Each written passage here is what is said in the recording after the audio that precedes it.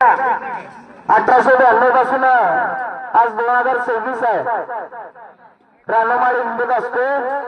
बघायला गेलं तर भगवंताचे लीला चमत्कार खूप मोठे आहेत. सांगायला गेलं तर 2 दिवस देखील पुरणार नाहीत. तुम्हा आम्हा सर्वांना या भगवंताचे लीला चमत्कार सगळ्यांना माहीत आहे. त्याच्यामुळे या काळावरती जे काही सूचना आहे त्या सूचनांचं पालन करा. दुसरी एक अशी सूचना आहे ते रस्त्याच्या कडेला आहे. उद्यापासून गाडी लावताना रस्त्याच्या एकाच बाजूला लावा, म्हणजे जे काही येणारे जाणारे गाडी त्यांना त्रास होणार नाही. कुठल्याही एका बाजूला गाड्या लावा म्हणजे त्रास होणार नाही. आणि नसेल रस्त्यावरती लावायला जागा तर पाठीमागं शेत भरपूर मोठं आहे, तिथे सगळ्यांनी गाडी पार्क करा एवढी एक विनंती करतो. आज श्रीमंत योगी संत बाळूमामांची पालखी आपल्या गावामध्ये किंवा आपल्या शिवारामध्ये गेले 10 ते 12 दिवस झाले फिरते.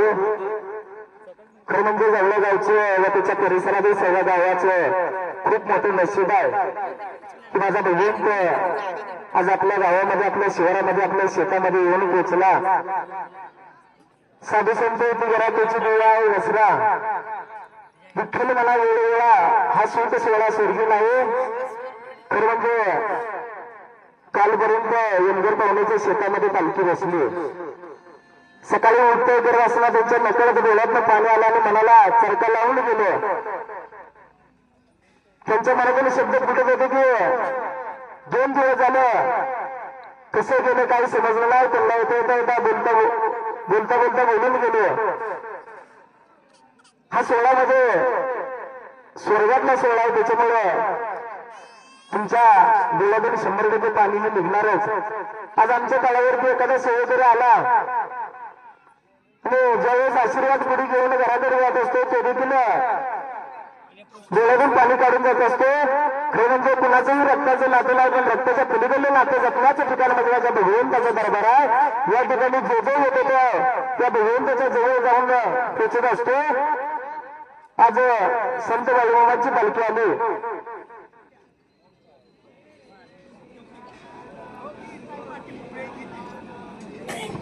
खरं म्हणजे एवढं पहिल्यांदा दर्शनाला जायचं असेल तर शिस्तात जावा, एका लाईनने जावा, गडबड गोंधळ अजिबात करू नका.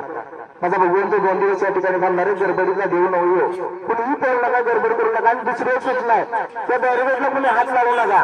ते बॅरिगेट काय जमिनीमध्ये राहिलेलं नाही, ते जमिनीच्या वरती ठेवलेलं आहे, त्यामुळे बॅरिगेटला कुणी हात लावू नका.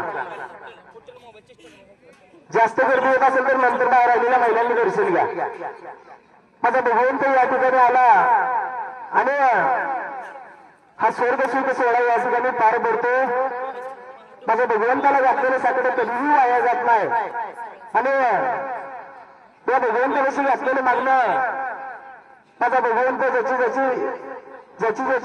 सेवा होईल तसा माझा भगवंत हा पगार करत असतो. आज बघायला गेलं या ठिकाणी 100 ते 125 मेंढक आहे. धर्माला कष्टाला जो काम करेल तो माझा भगवंत त्याला कांबळ्याच्या खोळ्याखाली घेतल्याशिवाय राहणार नाही. त्याच्यामुळे या ठिकाणी आलाय. बघा जगामध्ये कुठेही जावा आपल्याला मंदिरात जावं लागतं, पण हा जगात एकदेव असा देव आहे की आज तुम्हा माझ्या भेटीसाठी या ठिकाणी आलेला आहे. माझ्या लहानपणा बाळापाला म्हणजे दादा एक जुनी थाळी आणि एक तांब्या दिला होता जेवण्यासाठी, त्यात नाही मला आणि बी बरोबर आहे. पण त्या थाळीला सुद्धा छिद्र होतं दादा. छिद्रात गवताची काडी घालणार आणि माझा लहानपणा बाळापा म्हणजे बाळूमामा रोज भोजन लागला होता करायला. असा मामाचा नीतीचा नेम चालू झाला सैरा, त्याचा नीतीचा नियम चालू झाला. रोजीच्या रोजाला रोज लागला होता कामधंदा करायला त्या टाईमाला. आणि जसे दिवस चालले होते निवड मात्र त्या गावाला. बाबा विचार केला मनाला त्या ठिकाणाला. रोज लागला गाई गुरु राखायला, रोज गाई गुराची सेवा लागला करायला. आणि स्वप्न मात्र प्रकार झाला होता एका दिवसाला. आणि लागला प्रकार करायला त्या सावकारदाराच्या दैनाच्या वाऱ्याला. एके दिवशी बाबा रात्रीच्या टायमाला जेवण खाऊन झालं सर्व